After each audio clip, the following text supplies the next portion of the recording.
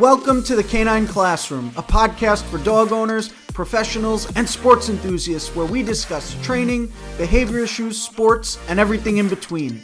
We're three friends and colleagues who share a passion for dogs, and although we have many similarities, we also have many differences in our training styles and the methods we practice. We're here to have open conversations, ask questions, get answers, as well as hear from colleagues and experts in the industry. So take a seat and get your notepad out because class is in session.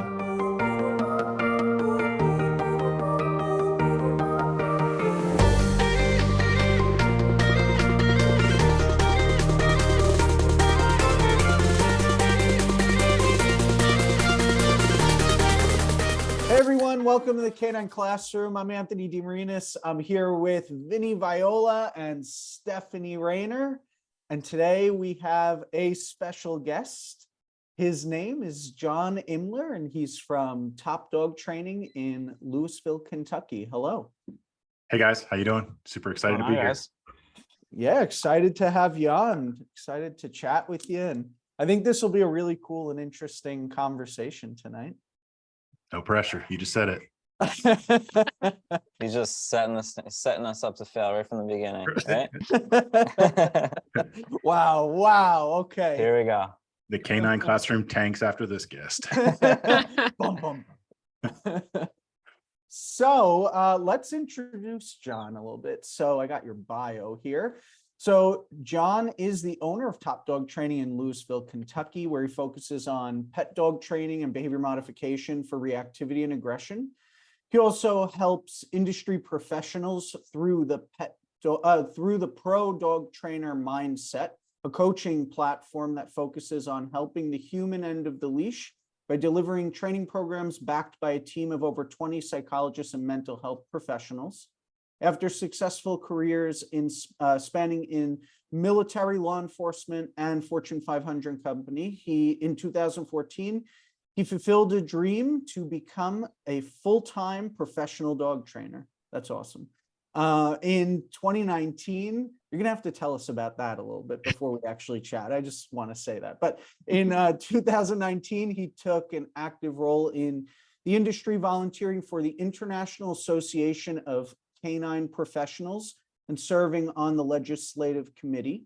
He was voted to the board of directors in 2021 and has served in a number of roles, currently serving as the director of oversight of the education committee. He's a graduate of the University of Louisville and lives in, how do you say that? LaGrange? LaGrange, yeah. LaGrange. Ooh, I was right. Yeah. You should have doubted yourself. You should not have doubted yourself 1 minute. So he lives in LaGrange, Kentucky with his wife, 2 daughters, and 3 dogs. Again, welcome. Guys, thank you so much. Super honored to be So here. tell us, I want to know, I'm curious because I'm just a naturally curious son of a bitch, but tell us a little bit about like your background prior to dog training and then kind of what got you into it. Yeah. So, I mean, like most of us growing up, family dogs, that was the first one. And, we did a horrible job with the family dogs we had, right? And then I left, went in the military, spent a couple years away in the military. When I came back, really didn't know what I was going to do. So I ended up going into law enforcement, but that's about the time I got my own dogs. I was a young guy and living in an apartment. And of course, I go and get the wrong dogs, right? Of course, and back then, this would have been mid 90s, around 94, 95.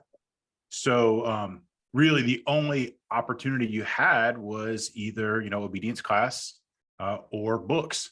And I remember, the first 3 books I had were, Karen Pryor's Don't Shoot the Dog, right? The Monks and New Skeet, How to Be Your Dog's Best Friend, and Keeler Manual.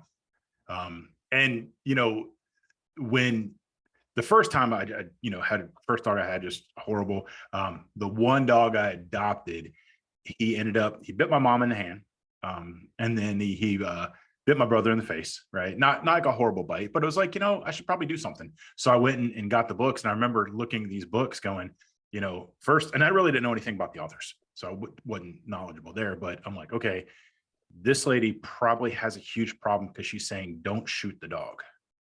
right? So she's like dealing with some serious stuff here. And here's a bunch of monks, and that's just really cool, right? So it was like I got those two, and kind of between the two of them, I kind of half figured it out. So that's when I went into law enforcement. And I didn't work with dogs in law enforcement.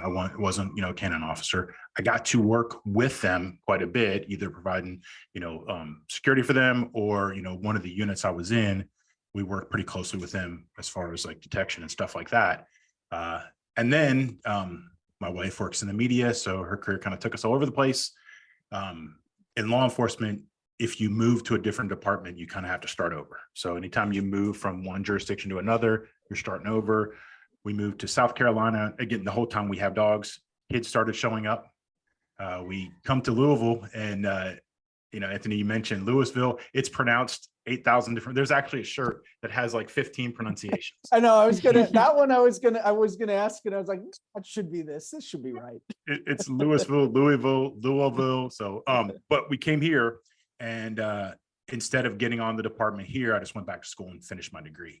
I thought I was going to go federal and work federal law enforcement, but ended up getting hired onto a Fortune 500 company, global logistics provider, and ended up working for them for the next, 10, 12 years roughly. But that's when we got our next, we had a family dog. That dog passed away a couple of years go by. We don't have a dog. We get the next dog. And, the saying is, you don't get the dog you want, you get the dog you need. And God bless her, we were looking for a couch potato, right? We have two small kids, one in kindergarten and one I think she was in third grade. And we just got a beast. I mean, she just, God love her. She's, pit bull shepherd mix, just a monster. And it kind of got serious. And I was like, okay, I really just got to make this part of my life. Right. And that became super fun. I mean, it was like, once it was like, okay, you just have to fit this dog in anywhere you can. You're a parent, your husband, and now you're working the dog.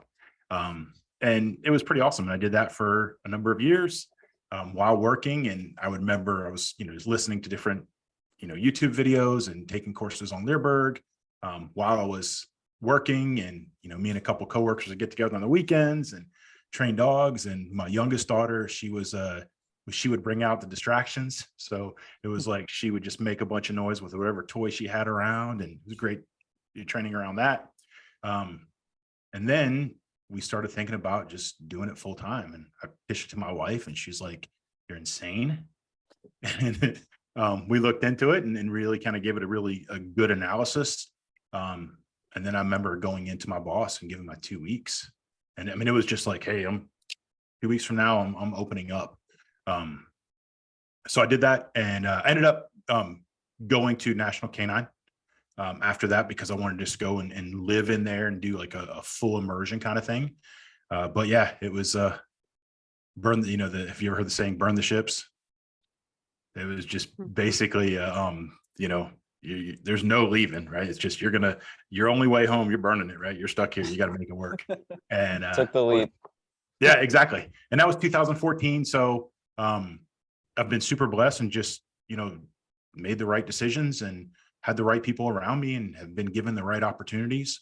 One of the big ones is where I work. I work inside of a vet's office. That's where my facility is. Oh, nice. So, I started out thinking I wanted to do just basic and advanced obedience. And one of the things that ended up happening was I just ended up getting called up on behavior mod cases. Hey, go get John. And it really just, that became more of a passion. Nice. But yeah, that's the story. I got to work in a couple of really cool offices, working in international logistics, and it was really fun. But it took me about 42 years to figure out what I want to do and grow up. This is it.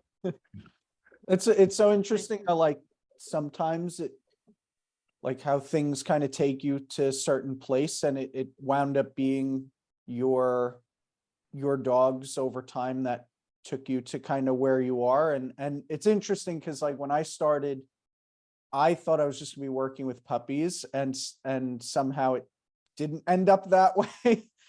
So I think it's always interesting. Like, I love hearing people's stories about like how they end up where they do and what they enjoy doing with training, because it's not just, I just train dogs. Like, like everyone kind of gets into that space a little different. I mean, like Stephanie, like she started, I think you've said like at 14, you started training and you've been doing agility, that entire time, so I Yeah. just find it so interesting. So, I mean, I started when I was 7 and I've just never stopped, and it just continues to grow and grow. And I'm grateful for it because the dogs have taught me so much and really opened up a whole world for me that I never saw for myself. So it's pretty cool what they can do for us. Do you find yourself getting burnt out at all, Stephanie, at different times since you've For been doing sure. Yeah, absolutely. And that's why this podcast has come, I think, at the perfect time, because I've talked with Anthony quite a bit about this. I do the same thing day in and day out, and it's also not just my job, but it's my hobby. And Anthony, I hear him talk all the time about how he's got all these colleagues, and I'm like, I want friends to talk about dogs with, but things other than just agility. So I really enjoy having conversations with the two of them, because I can, talk about things like behavior and just things that I don't talk about on a normal basis. So yeah, it's definitely helped kind of reignite the fire a little bit for me. So yeah.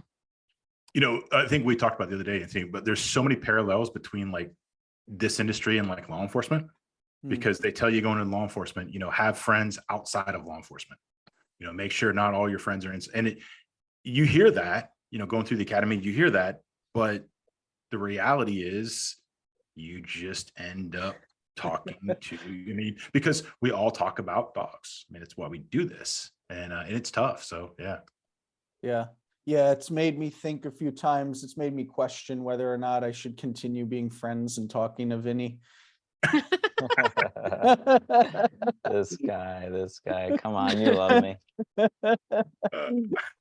Well, so one of the things that like you and I, John, have talked about before, and I think it's a perfect fit for this podcast, because our focus is not to focus on specific methods and have open and honest conversations with people regardless of what they believe. And so I know two of the things that you and I've discussed before is how to kind of find like common ground in dog training and the behavior industry, as well as possibly having some sort of way to maybe measure certain standards with clients and their dogs.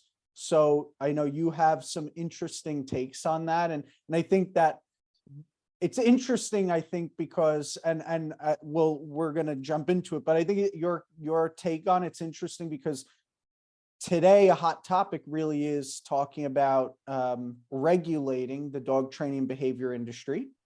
And for the audience that doesn't know, there are different methods in dog training.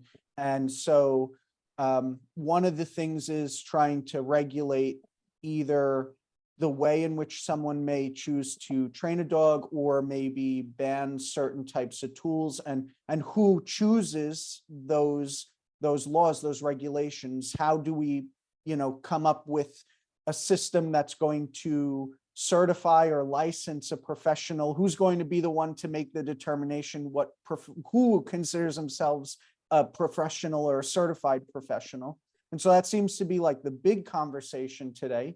And I think your take on creating standards really for maybe like the owner and for a pet dog, a family dog, is actually very interesting. So why don't you kind of tell us your thoughts a little bit on that? Because I'm sure we're going to have a bunch of questions for you.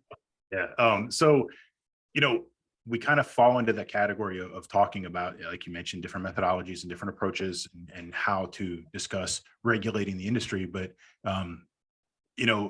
when I think about it, and when we've talked about it, and I've talked with other trainers, and I kind of I don't see it as much the lack of standards or definition as to what a trained dog is. I think is one of the key problems we have, because without that, it's kind of hard to have any discussions around it. It becomes just, almost like, so it becomes primary emotional and not a discussion as far as what a standard is. We're one of the only industries that I know of that doesn't have that.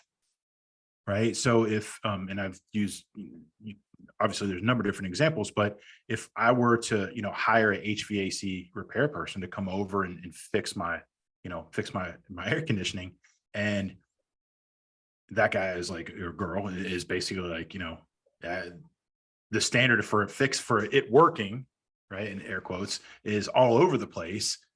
Well, now we have a problem, because if they get it working for 1 minute, hey, that works, but Yeah. that's not going to work for me. So, so how I approach it, I like to use just the AKC CGC as a basic, right? And I tell my clients that's what we're going to train to. That's what the goal is.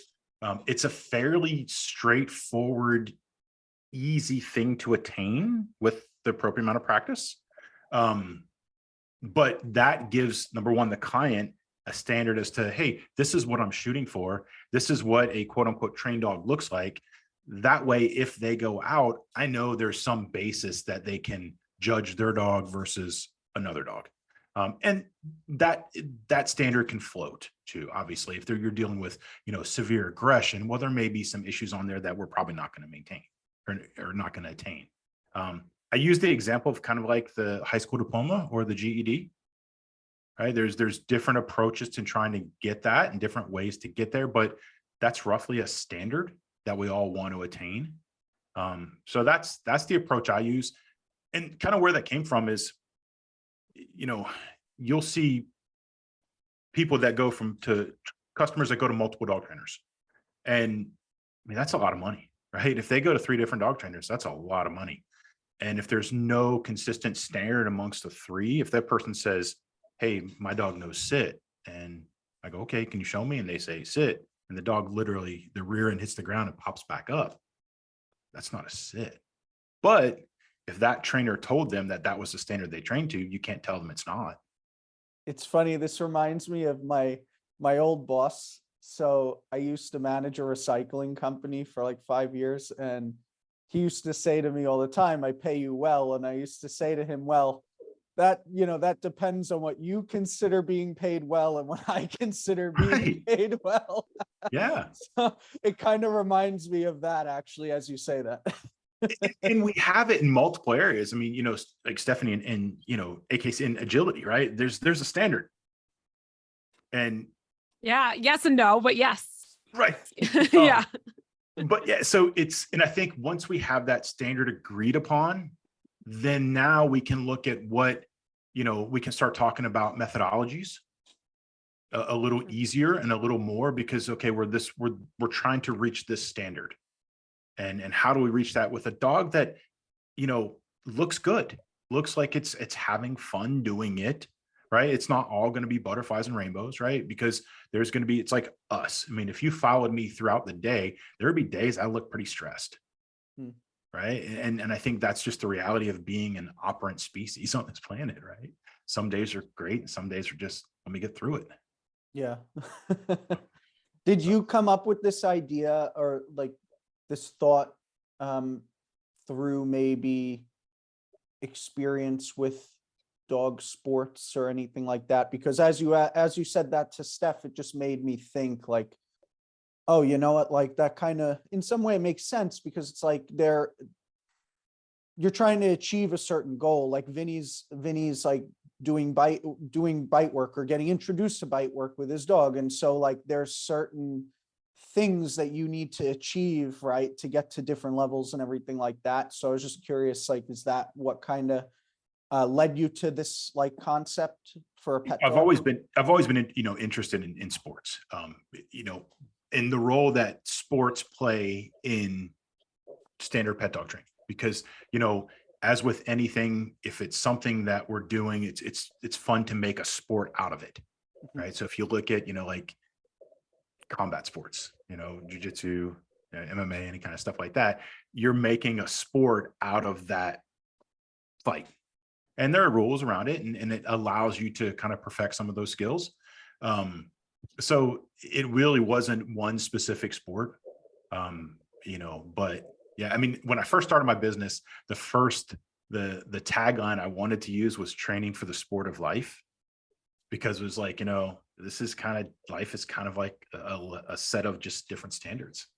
But, that one kind of went by the wayside, but no, it's definitely something that I think plays a role in just, pet dog training. And I think it works great for clients too, because it gives the clients something to look forward to and a standard they can look to reach, right? If I'm telling them, hey, you need to practice, this much, you need to practice doing this, they understand that, okay, I'm doing it because I'm going to hit that level or do that. Yeah. Yeah, to achieve a certain thing, whatever it is. Yeah. Exactly. And they don't Yeah. have to do it. I mean, nothing says they have to actually get it, but they just hit that standard. Yeah. Okay. So why don't we maybe, and I could always pull it up, but maybe we should kind of go over just for like those who don't know, like what this standard CGC. for CGC is. Yeah. Yeah, because there's like 10. 10 steps or 10 things to test for essentially. Yeah. Yep. It's Uh, I mean, if you can pull it up if you want to. Yeah, I have it pulled up here from Yeah. the AKC website. It's accepting a friendly, I'm just going to breeze through it, so I'm Yeah. not going to read everything, but just so everyone knows. So it's accepting a friendly stranger. And that would be that the evaluator approaches and pretends to shake hands with the handler or the owner. Then sitting politely for petting, so the evaluator would pet the dog. Appearance and grooming, evaluator would inspect the dog. Out for a walk, handler takes the dog for a short walk, including right turns, left turns, about turn, and a stop. Walking through a crowd, sit down on cue and also stay in place. The handler would have to walk 20 feet away from the stay position. Coming when called, reaction to another dog. So two handlers would approach with each of their dogs and pretend to shake hands.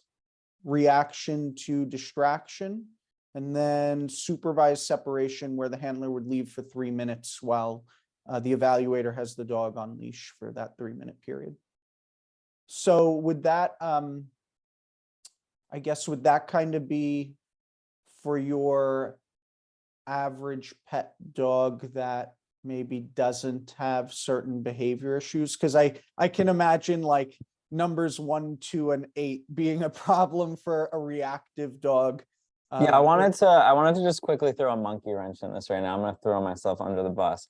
I have an amazing 8-year-old Labrador that I love and is a great dog, and he would fucking fail the shit out of the CGC.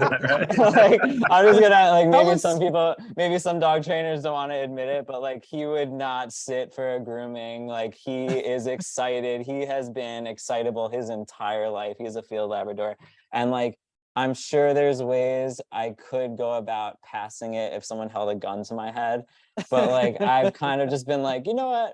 This really just isn't for him. And I have a great relationship with him, and he loves life, and he never causes me any problems.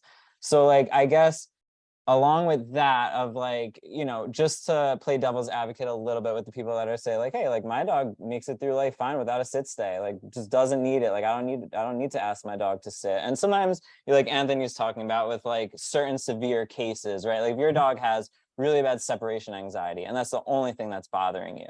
Yeah. Doing a sit stay, or like getting brushed by someone is not really gonna change anything for you, and then the only other thing I would ask, and this is something that I would like to hear your input on, because it's something I truly am confused about myself, is where does then the time, like do we judge things by time? We hear people throw around this Lima, Lima, right? So like, how long do we try this one thing? Is it, like you said, you brought up money. Is it once the client spends $1,000, then we could say, okay, you know what? It's time to go on to this next level because you've already put this much time into it. So yeah, listening, I do like having a criteria. I think we spoke about this in a previous episode with some of the differences between the two camps, and with the people that are in sports, like they don't get to just like point at a certificate they printed. Like they have to go out with their dog on a field and be like, look, I succeeded in this. Like I saw this goal, I took this dog, and then I was able to do those things in front of judges. And I think there really is something to that. And there is something to that with our clients, with giving them goals to work towards. Otherwise, sometimes, and I think I've heard this from J-Jack talk about this, is, sometimes clients are like dogs where like negative reinforcement, you take away a little bit of their discomfort, and then they stop training their dog. Like they're like, oh, you know, it took like 2 sessions, that one thing is done, and then they go back to not doing anything with their dog. So I do like the idea of like, oh, I want to get my CGC, you know, and I've seen people work towards it and they get enthusiastic about it. So I don't know if Anthony warned you, but when I talk, I bring up like 7 topics. I see Anthony's like, oh shit, Vinny's doing the thing he does. I've been trying to keep a tally of the questions in my head. I like bring up like 8 things at once, so I just expect you to like carefully and thoughtfully respond to every one of them, and don't forget anything I said. Yeah, you get whatever you got out of that. You can kind of just go with it. I was sitting. I don't know if you saw, but I've been sitting here holding in my lap. Yeah, Anthony's like, me oh, too. shit, Because like yeah. I was going. That's to what, interrupt you. come on, I was quiet for like the first 30 minutes almost. I was trying. I was like, I'm not gonna talk. I'm gonna let him talk. I almost cut off Stephanie in the beginning. I was like, oh shit. I was going to say something as you were, because you already asked like your 3rd question. I said, uh-oh, here we go. It's like the way, it's because like the way my brain thinks, like the questions are like tied to the other questions, and it like only makes sense to me if I kind of like tie them all in. I apologize, everyone, but I know someone out there understands. At least one person. No, so I think the first part, you know, if like I said, I'm 51 and my memory's going. So Yes. it's gonna be the worst thing, Vinny, if you're asking long questions and I have a horrible memory. So Oh, this is great. It's okay because John, because honestly, like there are a few episodes now where Stephanie and I, like after Vinny's question, we both You're like, looked so what'd you together, say? and we had to stop and we were like, so what are you What was asking? the question? So I think the first part about your lab, right? So in that situation, that's perfectly cool. Like when I look at this, it's a general standard. And why I think it's a bigger deal is, you know, if you're saying, hey, look, that's in plenty of people do this. Hey, you know, we don't need to have standard. My dog's fine. If you're now making rules and legislation for other dog trainers, then I think that's the issue, because now it's like, you know, this individual standards down here, I just want my dog to be happy and have fun.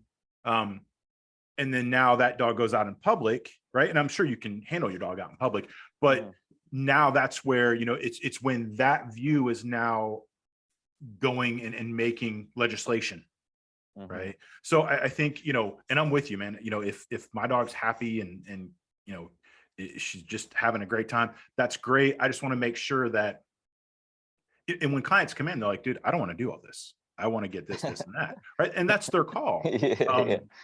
And I just say that, you know, when you take those dogs out, this becomes, in my opinion, a standard as to what I want to see when a client says, I trained with him and paid, you know, whatever my fee is to go, my Foundations to Functional program. It's basically foundations to get your dog functional in multiple areas, generalized in different areas. So that's, you know, going back to that first part, it's not, I mean, if you love your dog, hey, great. You know, it's like when we meet people out, right? How many times do we go out and people go, oh, I got a dog. My dog's crazy. And you're a dog trainer. So, you know, I don't want to show you my dog. And I'm like, are you happy? Okay. You know, Yeah, you know, for sure. And then, you know, when we talk about, I think the other part was, you got me on that. So you mentioned aggression, right? Yeah. Well, yeah. Well, I was saying, I guess, for certain cases where it might be irrelevant, like separation anxiety or something, and maybe they want to work on like, hey, I just want to be able to go to work for 7 hours and I don't want my dog to chew a hole through the wall, you know, and then we might not need to work on a sit stay, or the dog might not need to be touched by a stranger or something like that. Yeah. Know? So, and again, this is just me. It's not that I fully believe, like I'm not throwing this audio. Good. I'm just like, I'm hearing people in my head that would be asking these questions. So I'd like to ask them for them, you know?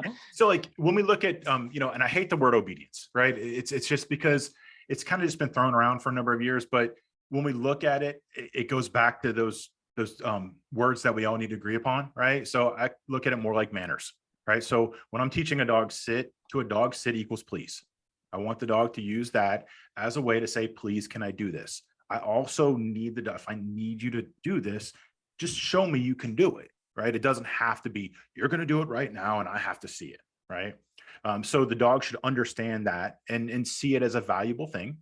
See, you know, a desire to do it. The down is more of like just a way for the dog to just chill out. right? chill for Hey, longer periods of time.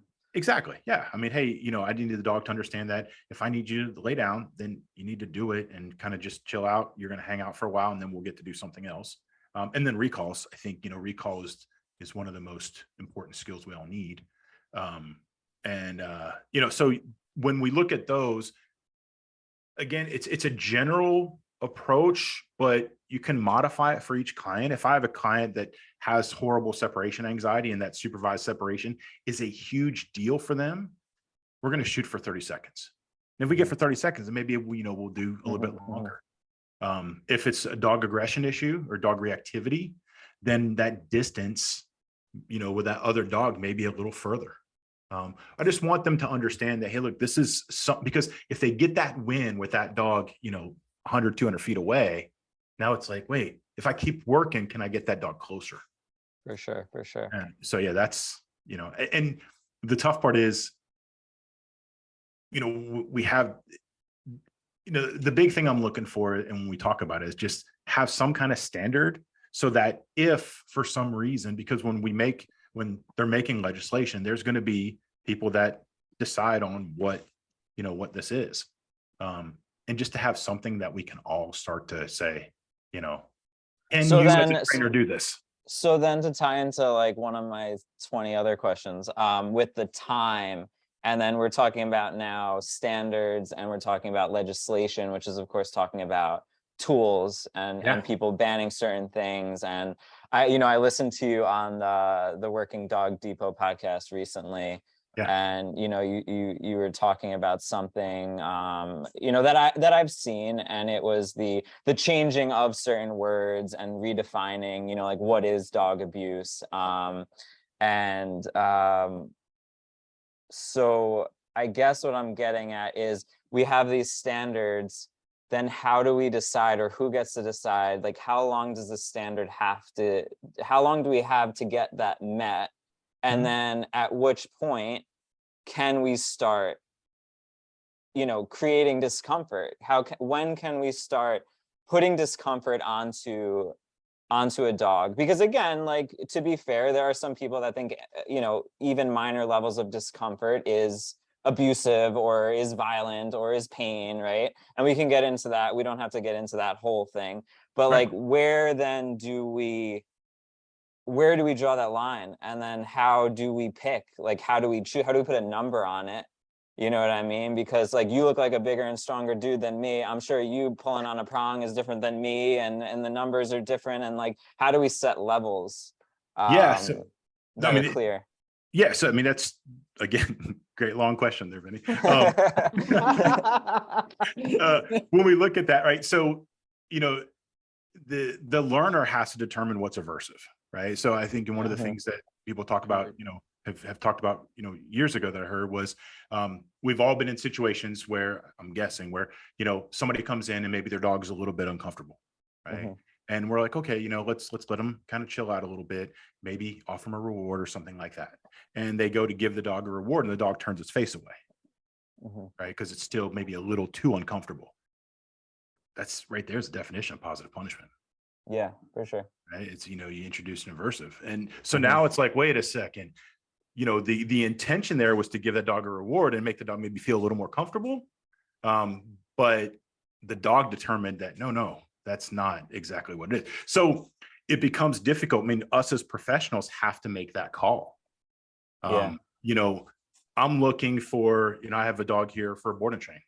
And I love doing board and trains because I love taking a dog from, a basically no real level to a, standard that I like. For the first week, it's all butterflies and rainbow. That dog can't fail at anything, right? We're just walking around and I'm just a food dispenser. And, and I'm basically shaping all those behaviors I want. So it just depends on the individual. There's no real timeline that I see when I'm, when I'm looking at this. I've had clients that have been clients so when I have a client, once they finish my program, it's training for the life of the dog, right? So if they come in and they work with me for 8 months to a year, okay. Right. Life's going to get in the way and we're still going to roll toward it. And they may never reach this level, but that's, I kind of want them to think about that as far as the time to put in it, them working in it, I always say it's kind of like parenting, right? You start when you wake up and you finish when you go to sleep. And it's all those moments in between that you're working with your dog, you're living with your dog. And I'm working with my dog doing all these things, right? I'm grooming him, clipping their nails, taking my dog places when they can, when they can go to these places, using basic sits and downs and those kind of things. So did that answer your question as far as? Yeah. I guess still with the tools. time. Yeah. With You mentioned time. tools, So I understand with what you said, like obviously the learner gets to decide what's aversive. Like my Labrador, I throw a harness on him and the dog spins 3 times and lays down and doesn't move. Like he just hates the feeling of that. I've met dogs who you click a clicker and they run and they hide under a table. They don't like the noise, right? Yeah. So I guess what sometimes I see is we can rely on a tool very quickly. So, trainer goes to a house and then like within moments they're slipping a tool on the dog. And, in my experience, when I walk into a client's house in the beginning, there are a ton of ways that I need to first build that relationship, like you're saying. They're already doing things that are aversive to the dog that they don't even know. Like most of my clients don't have electric collars or prong collars in their house. They're like, oh, I would never do that to my dog. And then I'm watching them like yank the dog by a flat collar out of the house. I'm like, holy shit. You know what I mean? Like the dog would be better off with something else. You know what I mean? Like, so yeah, I mean, back to the time, say you don't have the dog that is, nervous of the food. Say you just have a wild Labrador that doesn't pass its CGC. And at what point do you say, okay, this dog needs a collar correction? And then how hard is that correction? And then if that correction, like, that's what I guess I'm looking for is even, when I've been in my own, Karen Pryor or whatever, they would say, oh, Lima, like we could use Lima, but it's kind of like, we don't ever get to like, okay, well then when do we get to do anything else? You know what I mean? Yeah. So 2 things are, you mentioned going to a client's house and the client doesn't have, electric collar, prong collar, but yet they're, punishing the dog. In that situation, right, the intent in which you use the tool is whether or not it's abuse or not, because we can all agree we've seen people with flat collars completely choke dogs out. Gentle leaders. I mean, gentle leaders. Yeah. I heard you on your podcast and I did the same thing. I was like that. I was talking. My wife wasn't listening, but I was like, I was in my car alone and I was like, oh yeah. Cause I get in heated battles with that. Like, again, people are going to hate me right now because, prong collars are so bad, but like you'll rip your dog around by their face. You know what I mean? On their neck. Like it just doesn't make any sense to me. Vinny and I talk about all the time, like who decided like that the head halter was less aversive than the prong collar, because I have so many clients that make attempts at putting a head halter on and like to see them bucking around like they hate it right away. You put a prong collar on a dog, they don't even you have to flinch, you have to condition a dog to tools regardless, but for sure. But like you were saying before, it's what the individual learner finds aversive, not what we just think is aversive or not, and your skill with the tools. I mean, I think you guys mentioned at one of the other podcasts about, getting skills with various tools, right? Understanding how to use those tools, because like, the prong collar, obviously it's essentially the same thing as a snaffle bit on a horse, right? It puts prey. If you want to turn the horse, it's that bit sitting on the inside of the horse's mouth. You're applying light pressure enough to get that horse to avoid that, turn their head, which then turns their body. And then you're releasing that pressure. If you're jerking on that, you're going to end up flying about 10 feet because that horse is going to buck you. Right.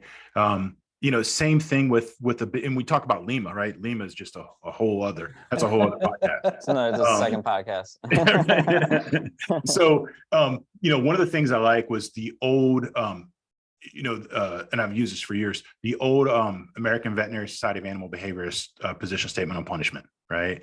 So I think at the end of it, I'm just rolling off the top of my head, and I hope this is right because it's been a number of years, but it basically said standards for, I think it used veterinarians and anyone using punishment should be, number 1, educate the client on the possible outcomes, the possible negative effects of this tool, right?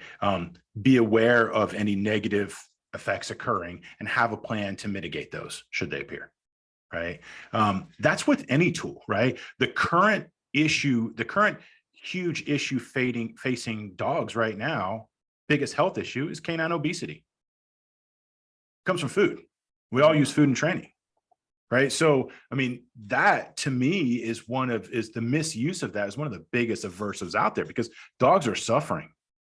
And it's something that, we, for the most part, obviously with humans, there's so many other issues that come in. Somebody can tell me, hey, John, eat right, and I can run out and eat 15 Twinkies if I want to, right? But for my dog, it's the food that I give them. And I can make sure that they maintain a good, healthy weight and they get good exercise. So, when we talk about tools, one of the things that when we discuss it, any tool, we always say any tool can be abused, of course, and it always comes back to the intent on that individual when using that. So if I'm using a pinch collar, if I decide that I'm going to use a pinch collar on this dog because, let's say, for whatever reason, I feel that's the best tool for that dog. Number one, my rule with my clients is I will never put a collar on your dog you don't agree with. We will discuss it. If you say, hey, John, I don't want to use that, I'm going to tell you all the things that you have to do if we're using this other tool.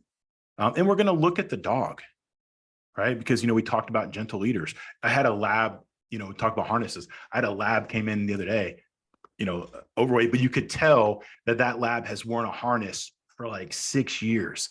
And the steps are so short. There's no movement in the shoulders. They walk the dog every day with this harness that dog's kind of grown into. So, that in that situation, you're taking a tool that we all would say, oh, that's not aversive. But now that dog has some serious issues with its shoulders and mobility. So, and that's the tough part I think we face with the industry, because I would love, and we talked about this, before, I would love to find a way to just put something over the collar, right? Or the tool. So we can just look at the behavior of the dog and say, hey, we all know what a happy dog looks like, right? What a decent dog looks like. And once we see that, then the methodology that got there kind of is not as important. We can talk a little, I guess not as we don't bring our own, biases towards it. And we all have biases. We know that. So then, if you were deciding to choose a tool, then what is making that tool work over another tool? Is it leverage? Is it that it does? Is it discomfort? Is it pain? Is it intimidation? And I know exactly what you're talking about. Like, I've seen dogs that look like they're having a grand old time and they're wearing a prong and an e-collar and they're running through the woods. And to me, that's less offensive to me than like the dog that is 50 pounds overweight and its life is basically sitting on top of a couch looking out a window and barking all day, and it doesn't even know what a walk is. So I know when I personally use tools with clients, such as like a head halter or something, it's mostly when the owner cannot control their dog physically. You have like a 70-year-old lady that has an 80-pound dog, and if it's not for the tool, that dog is just going to sit in the house and never get anywhere.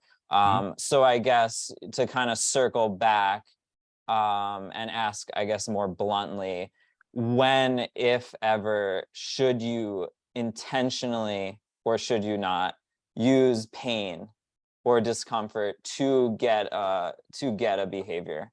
Yeah. So, I think that's when you start talking about pain and discomfort, it goes back to that dog, right? Because if you see that dog, that dog that's worn a harness, right? That I was talking about the other day, that dog's in pain. So there was just no chronic pain. Right. It's like day pain, right? So typically, like if I'm going to use something like a different collar than most dogs I work with are on the flat buckle collar, number one. And I teach them leash pressure from the beginning, right? Shut off that pressure, mark and reward. Shut off the pressure, mark and reward, right? And get the dog to understand that leash as, a gas pedal, a brake pedal, and a steering wheel.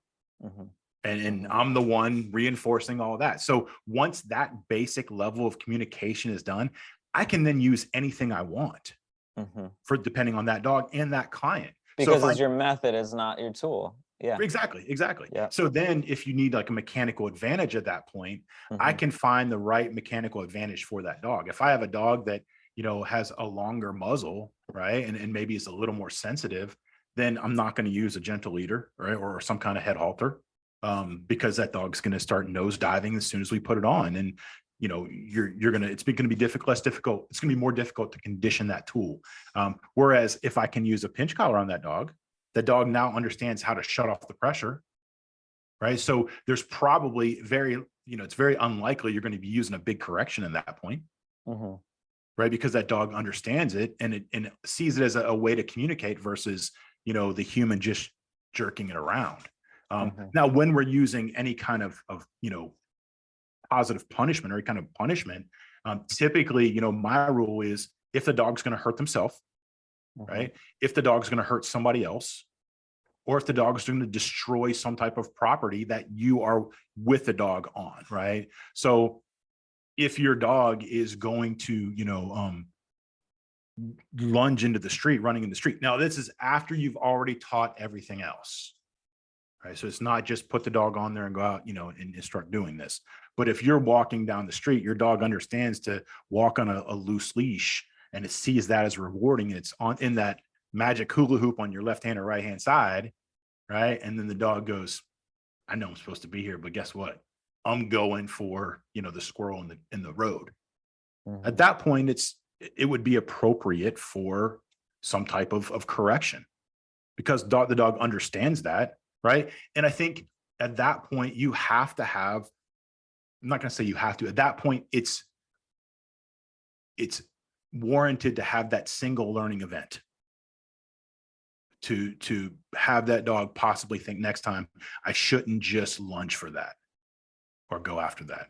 And I think the key thing you brought up there was that, like, once they learned everything else, and the one thing that, me and Anthony have talked about this, which started opening me up to, the Michael Ellis's, the Ivans, like getting my feet wet in the world of the balance training more, was I would work with clients and it would be, we'd be using positive reinforcement and they'd be teaching the dog everything. And then they would just get so frustrated that I'd go back in a week or two and, like, I'd see the shock collar by the thing. And then I'm like, what did you do? How did you do it? And I'm like, holy shit, whereas, like, if they would have been with you, it would have not have been as bad, not saying it would be bad at all, but it would have been, like, way better than whatever they were doing. Right. And I was like, there has to be some middle ground, because I feel like, and this is where I'll throw my own camp sometimes under the bus, is you make people feel guilty and you ridicule them and you make them feel like, oh, if you ever use a tool like that, you're abusing your dog. And then they go and they hide and then they do it and they don't seek professional help. I had clients that would tell, like, they'd be working with me and then they had the tools hidden, and they were using them in secret from me. And, like, I never even told them, like, not to really use them. I never said, I just never got brought up. Oh, right. I figured you wouldn't like them, So, I agree that, teaching them and then having some type of a standard. So where do we go from here? What I think more communication. It just more open communication and understanding that, we're training dogs, right? And I think that's where, it's why I love, working with trainers that are actually doing things with their dogs, right? Because at that point, it can be frustrating, when we as dog trainers are working with, like, for board and trains. I love having a board and train or a day training or something like that, because I'm going through what my client goes through on a monthly basis. When that dog is just like, yeah, dude, today it's just not happening. It's not happening, right? And I'm like, okay, fine, it's not happening. We'll be back at it tomorrow. Or it's like, oh my God, this dog's having some, stress colitis or something like that because it's in the house. So seeing what your client's going through on a daily basis is really, to me, is fun. It's humbling, right? I take in a puppy board and train like once a year just to keep myself sharp. I don't want to get too comfortable. I took this year off because I got my own puppy and I was like, oh God. Yeah, oh, it's awesome, right? It's the best worst thing out there, right? Yeah. Because at the end you're like, oh, this is awesome because this dog's fun. And and then for me, when I take that dog back, and they're like, oh, my dog is doing this. I go, oh yeah, he did that for me too. And it kind of, here's what we need to do, right? So it's like, they're like, okay, you kind of know what I'm going through here. Whereas I think some dog trainers will be like, just do this without that true understanding of kind of, sitting in the trenches. I Yeah, for sure. I actually have a question that kind of pertains to this then. So do you feel like, what's your feeling on kind of what Vinny touched on, like what's your feeling on trainers that are maybe in different, they fall into different methodologies or they fall into one over another? What's your feeling on having them? Should they learn from trainers or professionals that are not in the same methodology that they believe in? Like Vinny was saying, how, he took some of the Ellis stuff, some of the Ivan stuff, Jay Jack, all the, like, so where do you, like, what are your thoughts on all that? I think it's awesome. I think it's great. And I think we definitely need to do it because, I would not, my timing and my use of markers would not be as good as they are if I wasn't watching, plus our trainers, right? I took Mike Shikashio's Aggression Dogs Master Course, right? And I loved it. I love that approach because the more tools I have in my toolbox and the more, approaches I can use, I think I'm a better trainer for it. The bite sports, I mean, it's kind of where tug came from to a certain extent, right? And seeing how they work dogs and how they work dogs on different surfaces, using just a standard bite wedge versus like a leather wedge where the dog has to really get a good grip on, right? And if it doesn't get a good grip, it's going to lose it. Well, then that makes that dog a little more drivey and want to, bite a little harder onto that tug. And that's going to give me a dog with more motivation that wants to play tug. And I can build that, equipment fixation. So maybe that dog doesn't, bite a hand, right? Or bite a leg or something like that. Oh, go ahead. Sorry. I would say learning from those different, everybody has something to bring to the table, right? But we all just have to be able to pull up a seat at the table to do it and be welcome to the table. I mean, I think that's where we kind of all, and again, we all have this, but if we can all do it with the focus of making that dog better, making that dog, the best version of itself and run through the fields and do all the cool stuff it was genetically designed to do and kind of just, leave the rest of it at the door. And I think we're better off for that. And we can disagree and that's cool. I also think that being able to learn from someone maybe that thinks differently than you or is maybe in a different methodology, I think is also important, because if you're going to sit and argue and for your side only, but you've never actually maybe experienced or understand the logistical things that maybe go into whatever it is the other person is doing, I think that having that knowledge is going to help you so much more in terms of deciding what you believe in is either factual or true, but also it kind of gives you it gives you more information on why you choose to do what you do. Or maybe it'll also help you decide, hey, you know what, actually, that wasn't that bad. Like I've I know I've told you, I've taken a few courses from different trainers like Mike Ellis and some other trainers as well. And I think sometimes because everyone, you hear from what other people say, that really you need to just be able to go in and make your own decision. Because after I started watching that stuff, I've said this to Vinny, after I start watching like some of these things, it really isn't that bad, and there's actually more knowledge they're very knowledgeable. And also we all meet more in the middle than we think. Yeah. So I agree with you there. I think like sometimes it's just that knowledge can really, make you step back and observe and think about things a little more. And the tough part, I think, one of the other things is, I think Pat Stewart did this on a video months ago, but talking about just the industry, right? And you have that vocal minority on one side, Mm. and the vocal minority on the other side, and the vast majority of us are in the middle, just And we're training quiet. dogs. Yeah, right. And we're You like, gotta start "Yeah, you know." speaking up. Right, exactly. Yeah, so I think that's, that's what we need to do more of, in my opinion, is just kind of looking at it from just a dog training perspective. Hey, how can we just sharing ideas and thoughts, and and doing it in a way that, again, I just go back to making that dog better, right? Because Yeah. Yeah,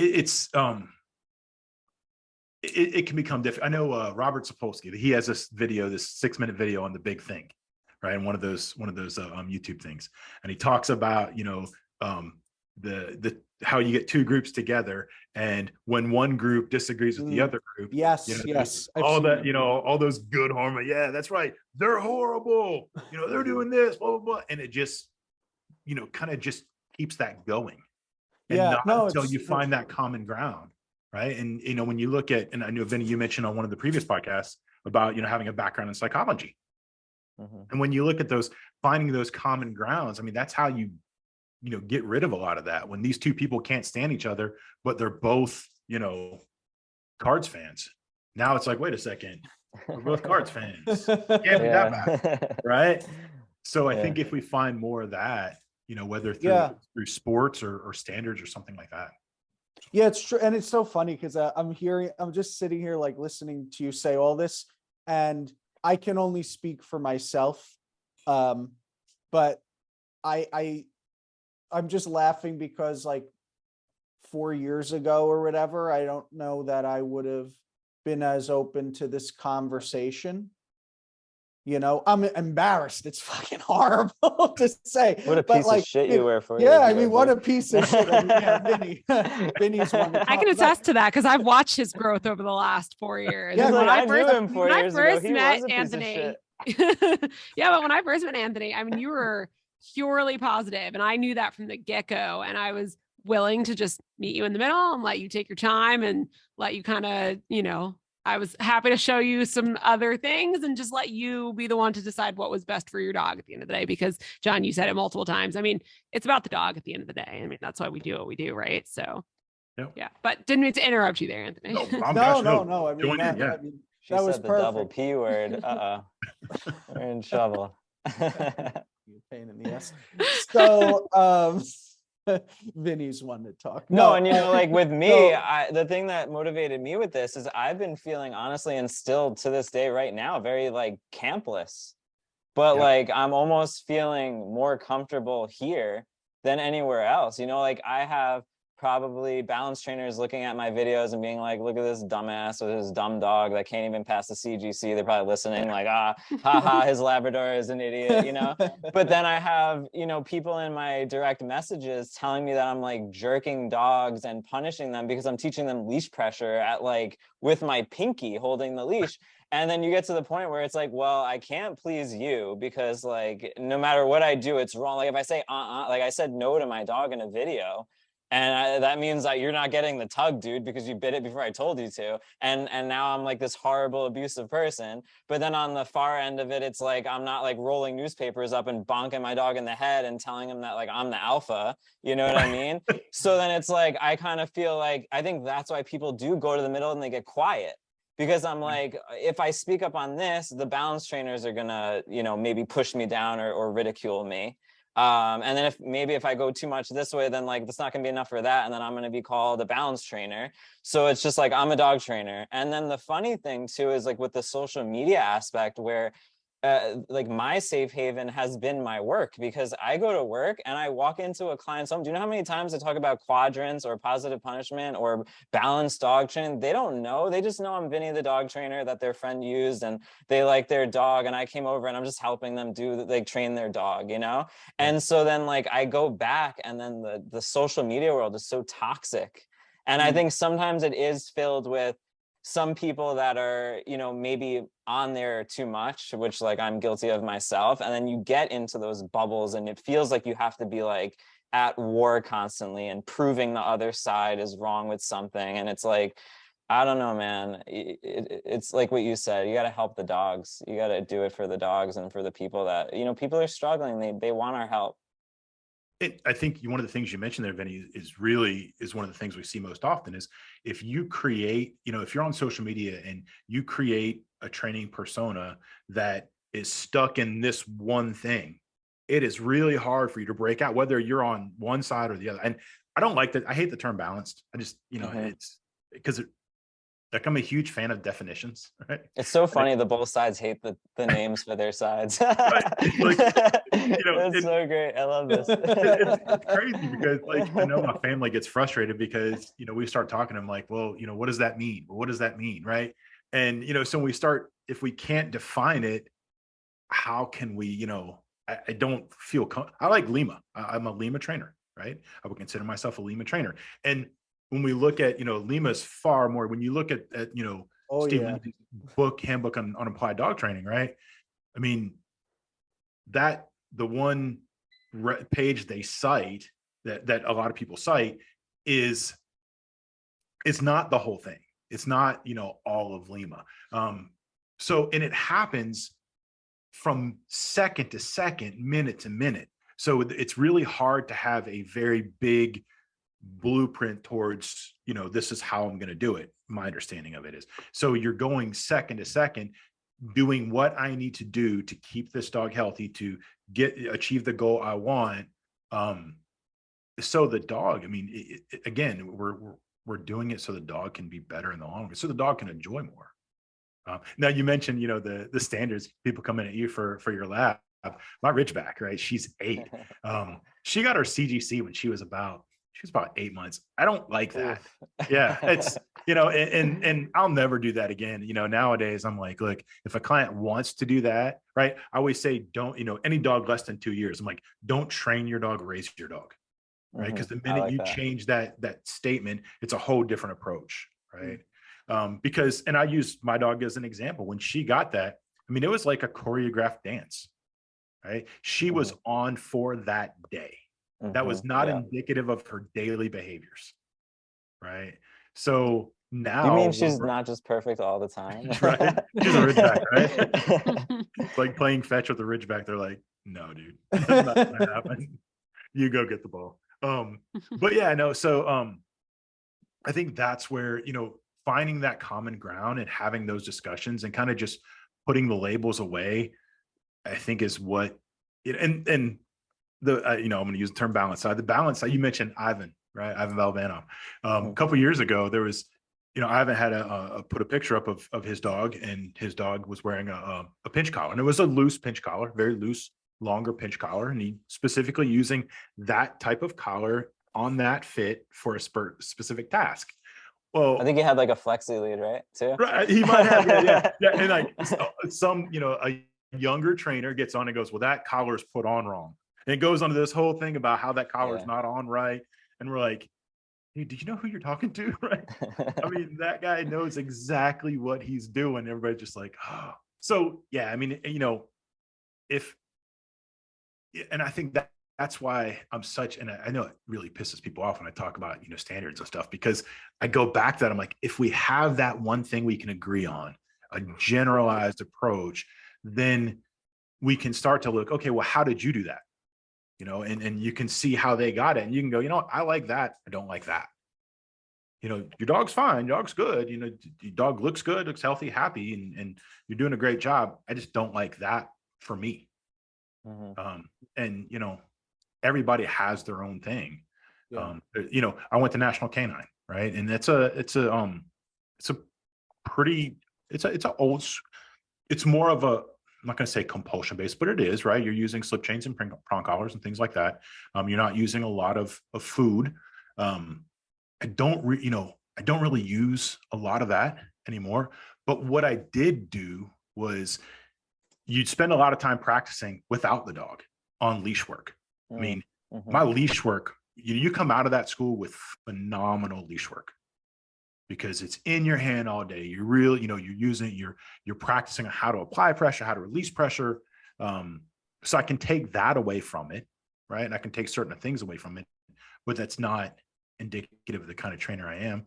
Again, Mike Ellis, Forrest Mickey, Pat Stewart, a lot of the new Popo guys really are what, guide me as far as, if I'm looking at the balance side. Right. And then pulling in the applied ethology side, Roger Brandes, Kim Brophy, all that really cool stuff, bringing a whole new element to it.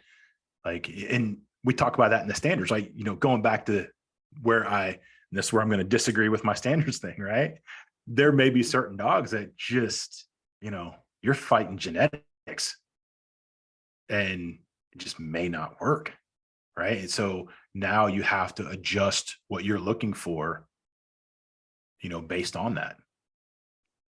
I have a question. I'm gonna pull a Vinny on this one and make it a two-part. I don't know. if I Make it can a even nice, call it- concise question. I don't know if I right? can even say it's really a Vinny question because it's only gonna have 2 parts to it, not 10. So God, you guys are gonna send me to therapy after this, man. you should hear the conversations he and I have together. Oh boy. So my question, I guess, is going back to the standards, for the professionals out there now, how do we get a client to work towards maybe that criteria or those standards? Because I think that's something that all of us struggle with particular clients. And then the second part of that is, do you find there's a way to motivate the client or to have the client see what the end goals are supposed to be? So I think that I had a client today that I was talking to, and, I caught myself talking as if like they knew what I was talking about when I was just kind of going over before we start our hands-on work in that session. I just wanted to explain some stuff to them first. Yeah. And they picked it up, but I realized that I had forgotten to say, like, here's what the end goal is going to be with what we're doing. And so I'm just wondering if there's a way maybe that you find or that comes to mind on how we can get our clients to see that vision of what the end goal should be. Yeah. I mean, I'll use a lot of analogies. Like, one of the more common ones is, why do you take math in high school? Right? Why do you take math? That's Right. a good freaking question. Right. I don't know. Why did I, John? Right. Yeah, right. Back when you had to balance your checkbook, it made sense, right? Right. But then when I'm calculating, now it's a lot easier because, I was going to say, they told me I wasn't going to have a calculator everywhere I went. right. So, I'll tell you a story. Thank God for the calculator. Back when I was on the police department, I was a detective, and we had to go through this class, and this guy came in. This would have been 1998. This guy was from this place called FinCEN, which is the Financial Crimes Enforcement Network. And, this guy started talking about, he's like, to tell you guys what, within the next 10 years, everything you're gonna need to do, you're gonna want to do is gonna be on your phone. And these are back when we had flip phones, right? Flip phones were a big deal. Flip phones and pagers. And everybody's like, what? You're insane. There's no way. He's like, no, I'm telling you, you're gonna be able to access the internet and both. And we're like, you mean that thing that goes beep, boo, He's like, yep, it's happening in the next decade. We're like, no way, man. 2007, right? The iPhone's been out and the whole 9 yards. But yeah, so when we go back to those standards, I'm trying to educate my clients and go, hey, look, if we're going to train for this, you're going to want to take, if you can do this and we do it in a way that the dog enjoys and sees value. Now you can go get coffee with your dog. You can go have lunch with your dog. You can take your dog to any place that allows dogs on leash. And again, all this is on leash. I'm not if a client wants to do off-leash stuff with their dog, I always ask why, what they're going to do. And I really want to find out with that client in that, the on-leash program, if, I want them to have an e-collar. I provide all the tools to my clients, which means I don't have to provide them, and I can take them away because, again, I can provide them. So, if I don't like their timing, if they're not using markers appropriately, it's not a good fit for an e-collar, right?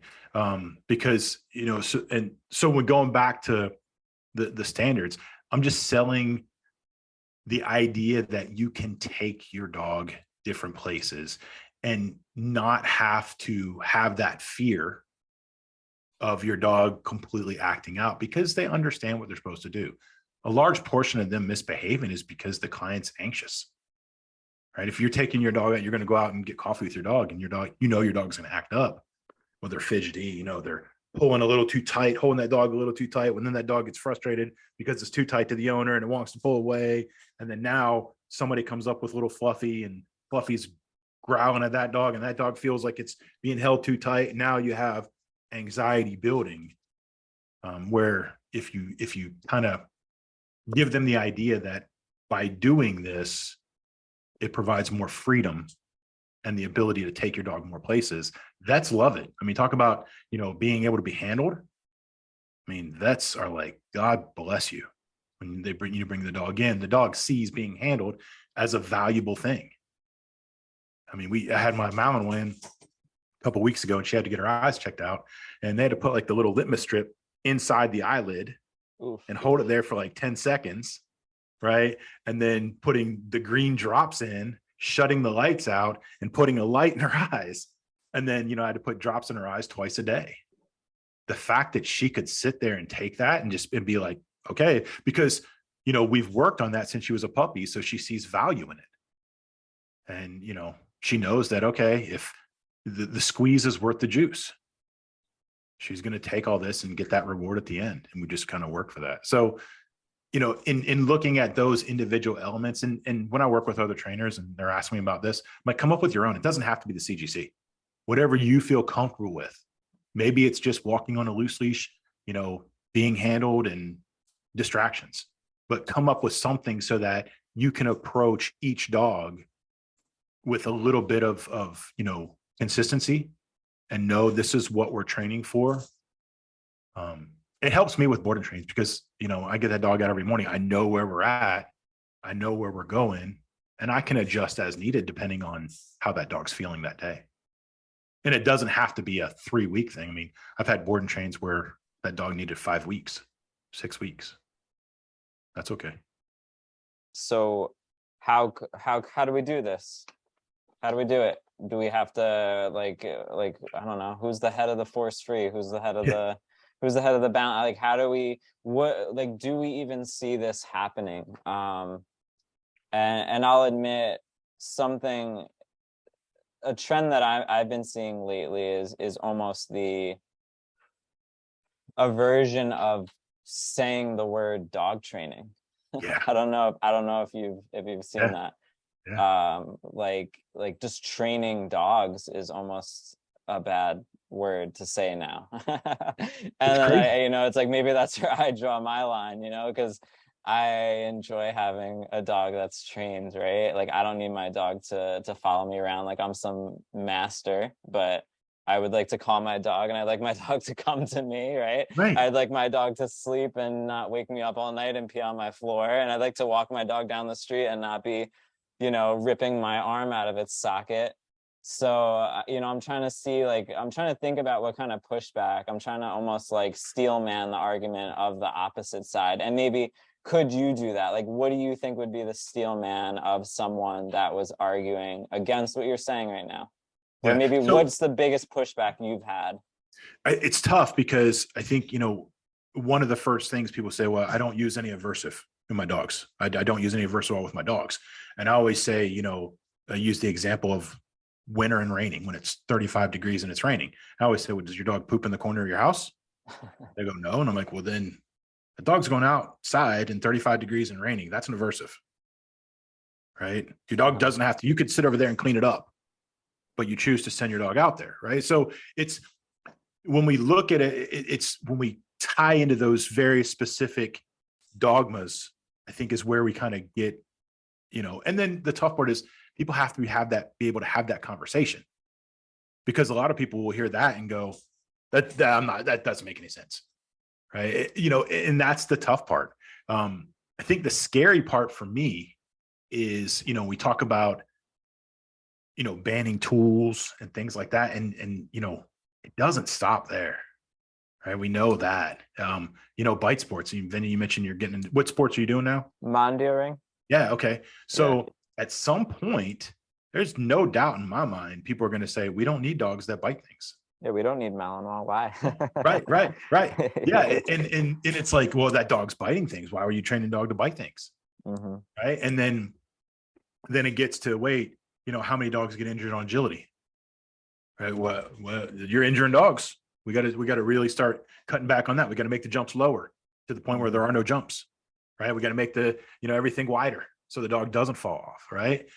And at that point, now we've taken this amazing species that's been around for thousands of years and, 20,000 years ago looked like this one animal. And since then we have how many They're just different eating breeds? greenies on the couch now, right? Right, Barking at the right, right. That's what they want. And I think it starts, with specific tools, right? And again, people misuse tools. They do 100%. And the frustrating part I see is, when I have clients that come in and they come in with, a pinch collar on their dog and it's horribly fitted and it's huge, or they go, oh yeah, I have a shock collar. And I always say, take it off, right? And I explain superstitious association, right? And I explain all that stuff, right? And I explain learned helplessness and all the cool stuff. But I think there's I can't think of the guy's name, but he was a physicist, but his approach is you have to be able to explain it to like a 5th grade level, right? Yeah. If your I think that subject might have even been Einstein that said that, but I'm not sure. Yeah. yeah, Like okay. explain it to a 5-year-old. Yeah. Right. So if we can find a way to, start to talk the quadrants, because the other trainers, the vast majority of people that are really going to buy into, what we're doing are the dog owners, right? I mean, that's who's going to vote and that's who's going to really hold people to standard, right? If a client calls you and says, hey, do you train to this standard? Or, what can I expect from my dog after I work with you? And I always say, well, how much are you going to work?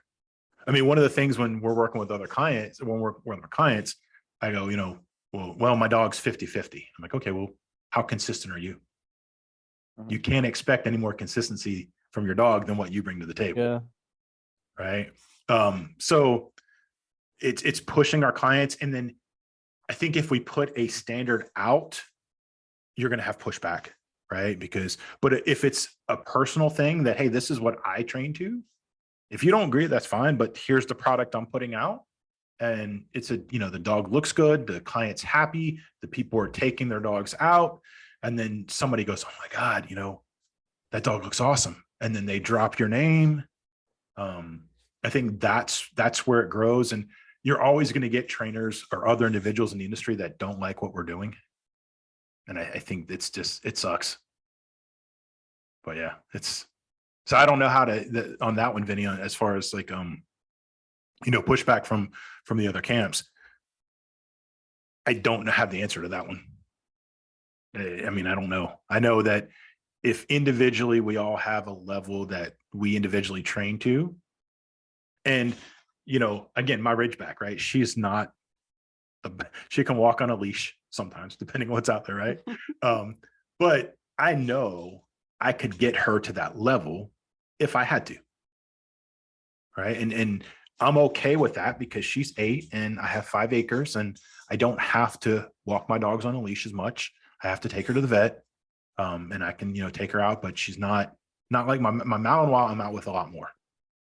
And she does good with other dogs. I need to hit those levels with her. So, yeah. Do you feel, last question, I'll try to keep it simple, but I'm trying to think of, do you feel that the force-free community as a whole, although there might be different skill levels of trainers, they might all kind of represent a team a little bit more, whereas, you know what I mean? Like if I had to just recommend a trainer to someone, and I don't do this, but if I just had to, if I picked a force-free trainer out of a hat, I kind of know what I'm getting. Yeah. Getting clickers, I'm getting cookies, I'm getting harnesses, I'm getting positive reinforcement, I'm getting clicks and, counter conditioning. If I send someone to just a random balance trainer, I could be sending them to a Pat Stewart, or I could be sending them to some guy that's going to like helicopter swing them onto their head and like throw them into a brick wall. You know what I mean? So it's like, I'm not in the balance community nearly as well as you are. So I don't know, is there an internal dialogue? Is there an internal struggle? Do people get held accountable more? I mean, I know unfortunately sometimes when I see it, it's like they're on the news and right. it's like something horrible. And I agree that, like, you know, we could say, well, if you just feed your dog 1,000 treats and they get fat, and, you know, that's abuse in its own way. But there's something a little bit more drastic when you see, you know, a dog being kicked until it's like laying on the floor. So I don't know what you feel about that, or maybe like, because I feel like that is almost why I wouldn't want to join I wouldn't want to join the camp of balanced, which, you know, you said you don't even really like the term too. But so what do you feel about that, and how do you think that could be remedied? So you know, if somebody's helicoptering a dog and throwing it against the wall or kicking it to where it's laying down, that's abuse, and they should be charged. Yeah. You know, and convicted, right? And you know, we've seen that lately, right? Yeah. Where everybody has a camera. Everybody has their phone.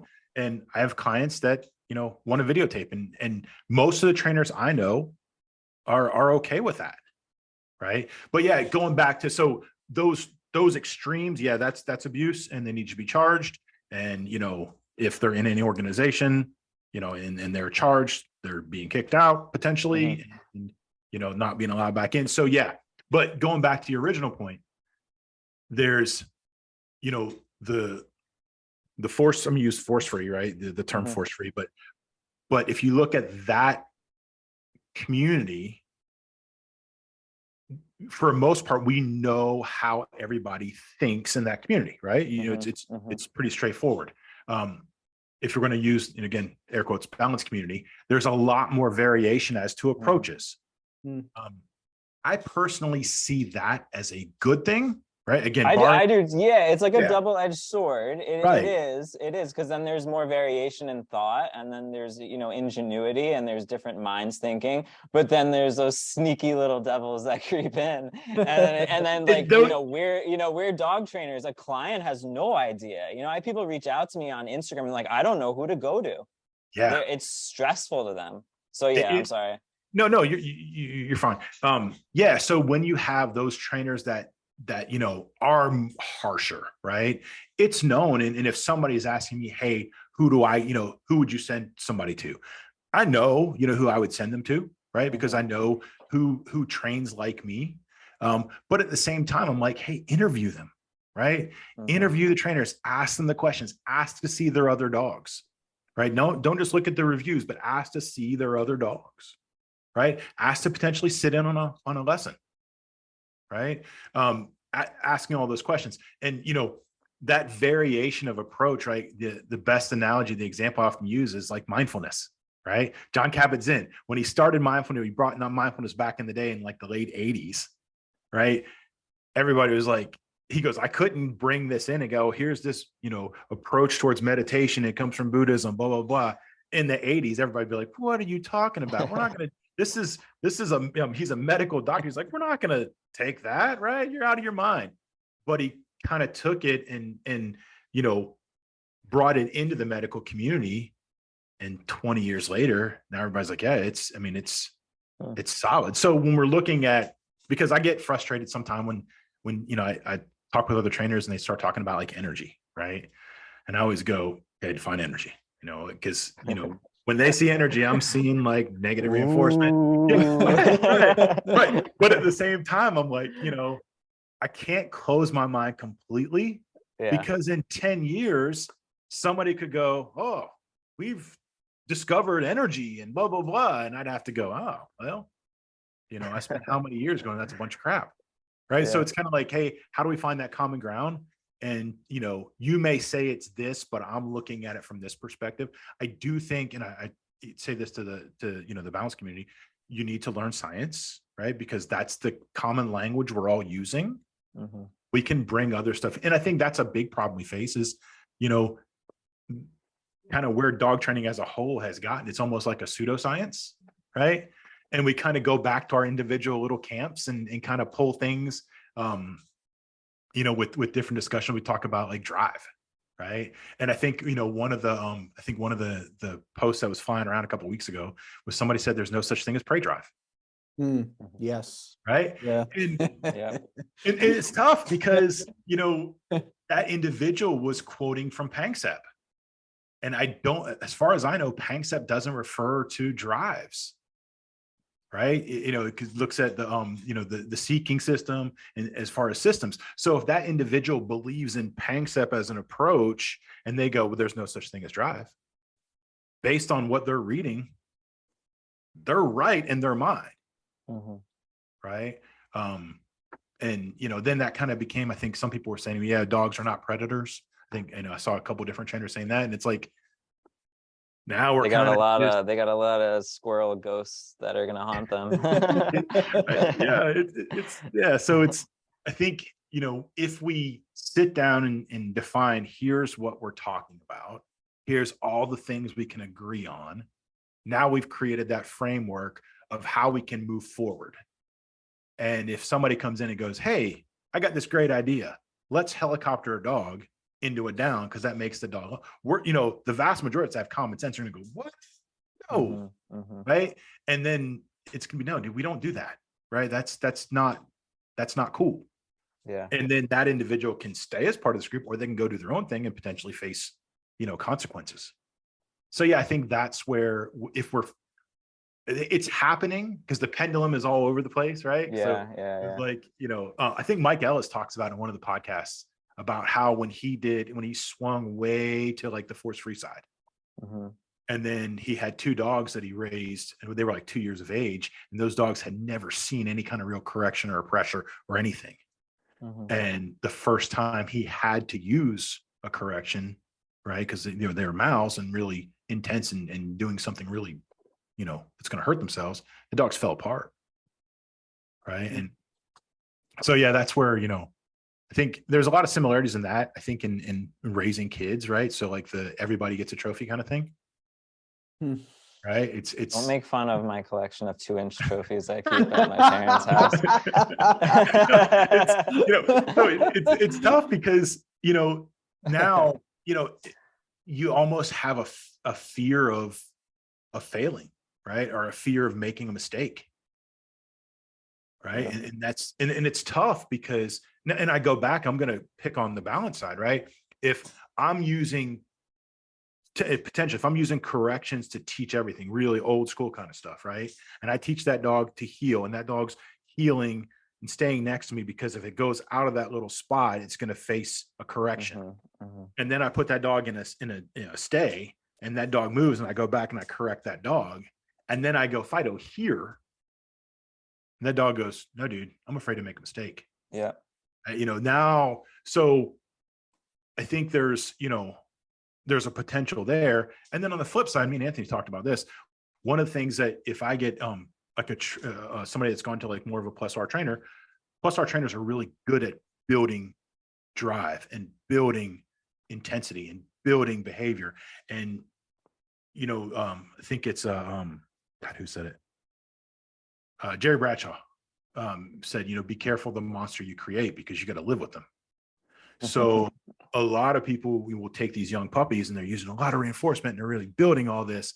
And then all of a sudden they have this 1.5, 2-year-old just monster that's now 80 pounds and is like, oh, I'm ready to take on anything.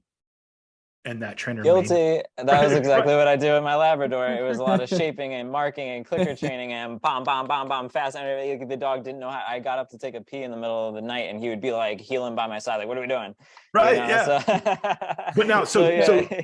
so Vinny, you have the ability to affect that, right? You can say, "Okay, well, I'm going to go back. I'm going to fix that." But that average client, has exactly. 2 kids and a full-time job, and you know they call up the trainer and go, well, "How do I stop this?" Well, you know, manage reinforced behavior, do this, blah blah blah. Yeah. They're like, I need something more.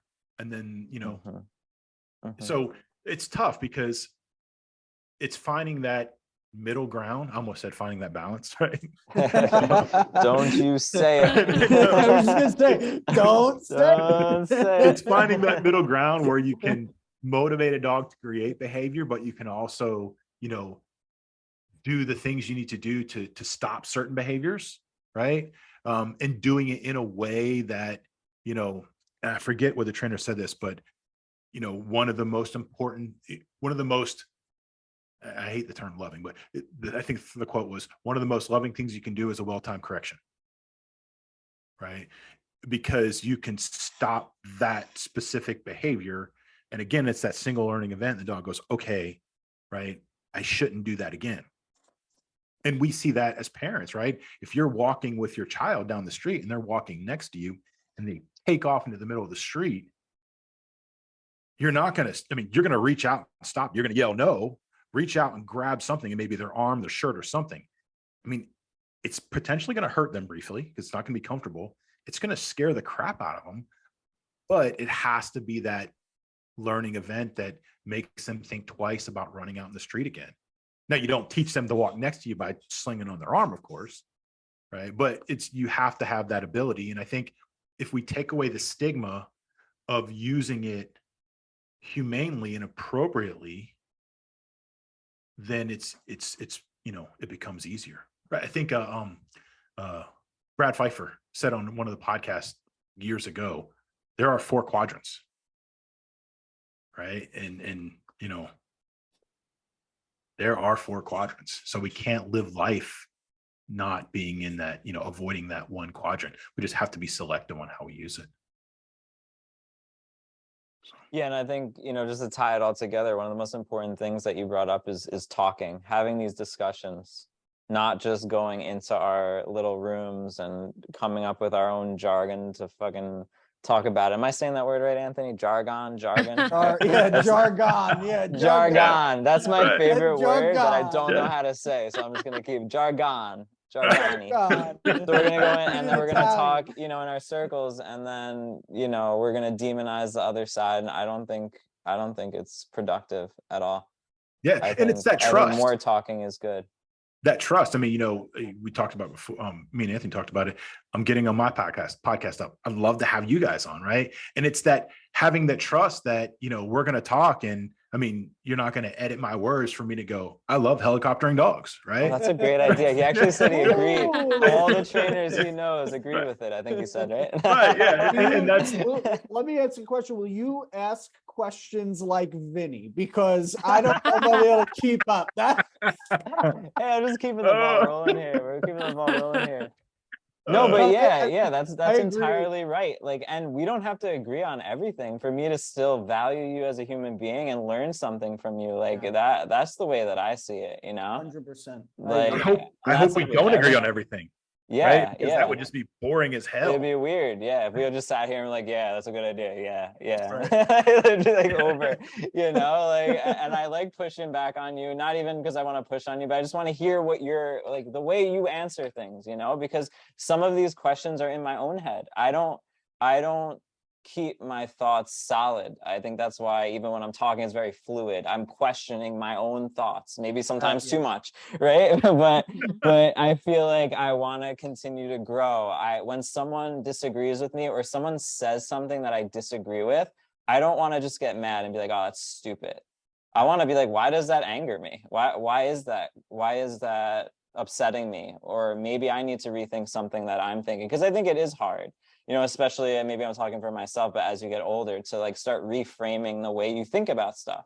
Yep. And I want to try as best as I can to, stay flexible. Yeah, I joke around like, everybody talks about calling their kids to help them with technology, right? My whole goal is to be like the technology whiz. So my kids like ask me when I'm like, you want to be like the cool grandpa on the scooter. Yeah, here's what you do, right? But I mean, I think you hit the nail on the head there. Having those discussions and not, being open to change things, right? And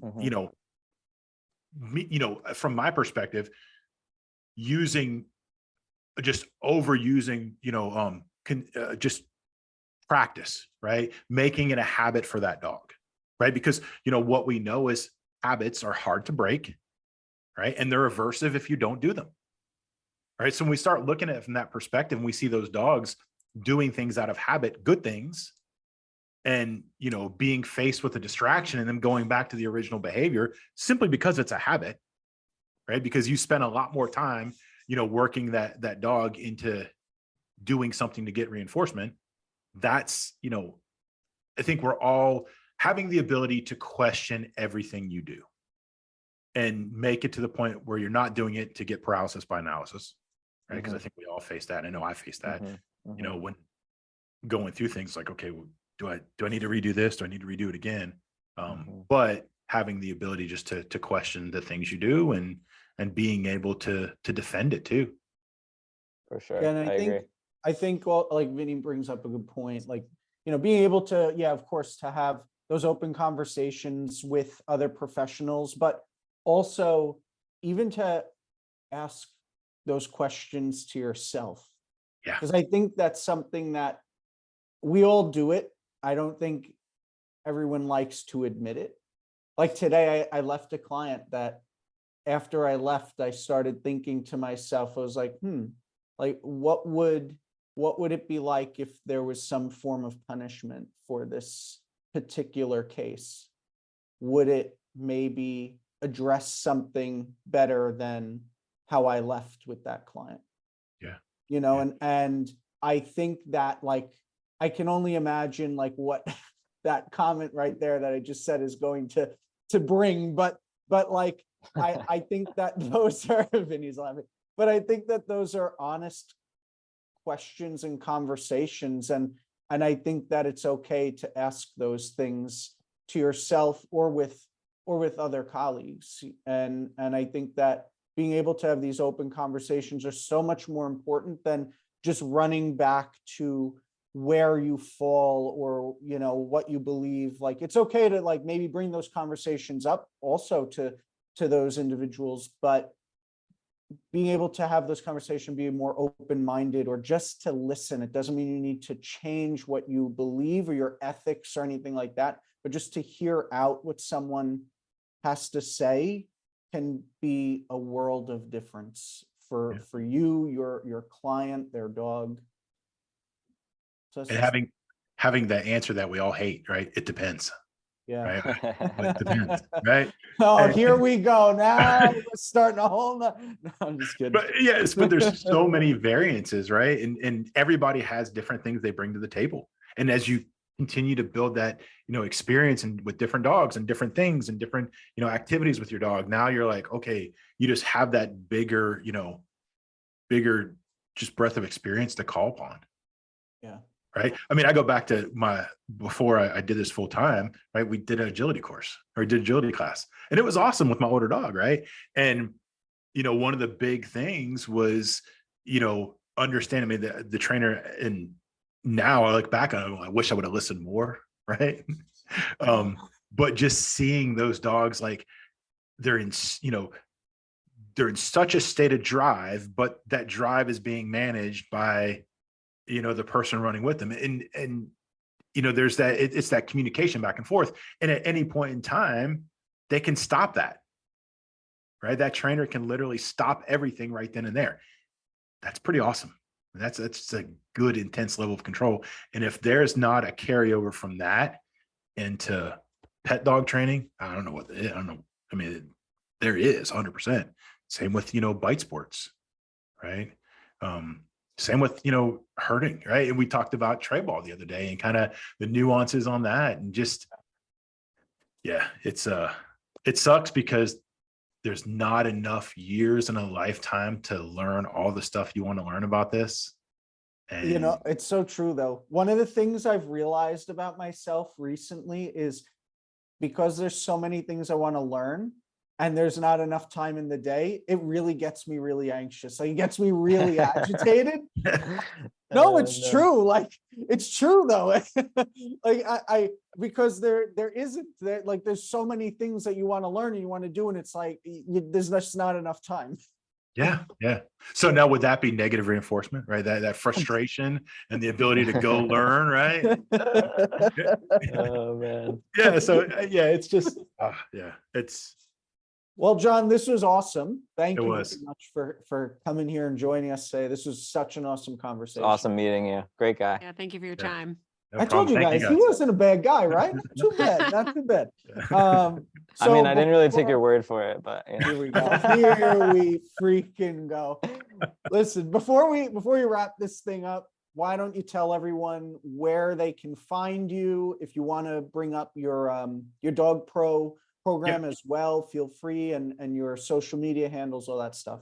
Yep. So appreciate it. I'm at Top Dog Training in Kentucky, Louisville, Kentucky. You can catch me there for pet dog training and training. Also the Pro Dog Trainer Mindset. It's kind of like a new coaching program I'm doing. It's probably starting up next year, but yeah, prodogtrainermindset.com or topdogtrainingky.com. And then all the typical handles off of that. They all have the links. So, because you can't keep up with them. All right. Well, thank you, John. We Appreciate it, guys. Yeah. Thank you so much. Really enjoyed it. We hope you enjoyed this episode of the Canine Classroom. If you liked the show, make sure to smack that like button, share the show with your friends, and give us a rating. Until next time, class dismissed.